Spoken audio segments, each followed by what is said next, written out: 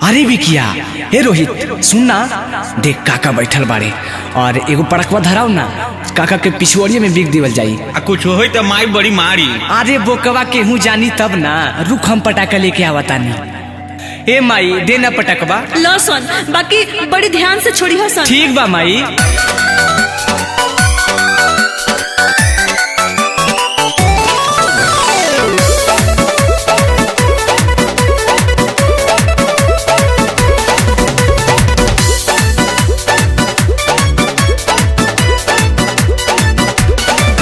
माई दे दे आलू बम रऊ के टरे, हमरा छोड़े में हो खता ले टरे। चूरा चूरिया, चूरा चूरिया, चूरा चूरिया दे माई चूरा चूरिया।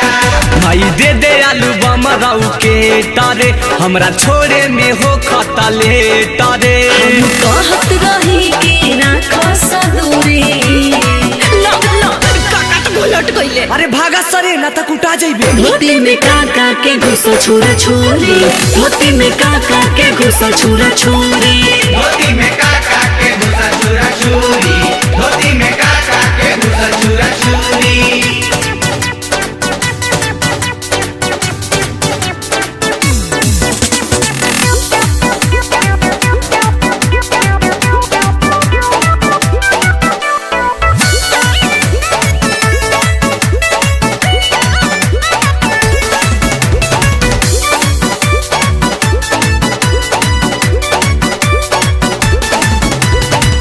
गंगा के तीरे तिबई बैठला बारी, छोड़ सहई से जहनी बमावा पिछाड़ी। मना करत रही, नहीं खा समानत ना। अरे मम्मी छोड़े देना। घटना घटाई बसन, टेंशन हो जाई, अचके में फटे जीवा जाता डेराई। कहीं बाढ़ साई से उड़वल है रे धूरी। अरे भागा सरे, काका आवा तारे लाठी लेके। धोती में काका के घुसा छुरा छुरी, धोती में काका के घुसा छुरा छुरी, धोती में काका के घुसा चूरा चूरी, धोती में काका के घुसा चूरा चूरी।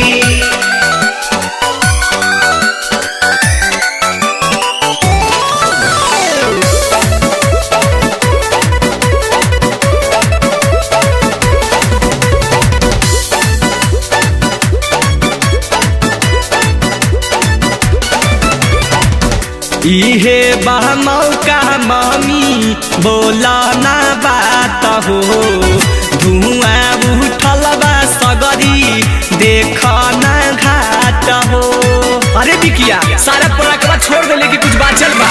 खतरा भइल बा नहीं, रखला सा ध्यान रे, अजय बचन अमित बतिया ना मान रे। काहे नियम के ऐसे देल सतुरी। अरे रुका सा बतावत नहीं, रुको।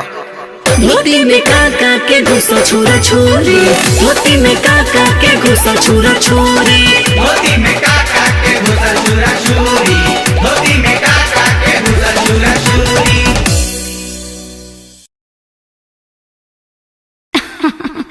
पूरा राजधानी हिली बाबू, अभी देखत जा।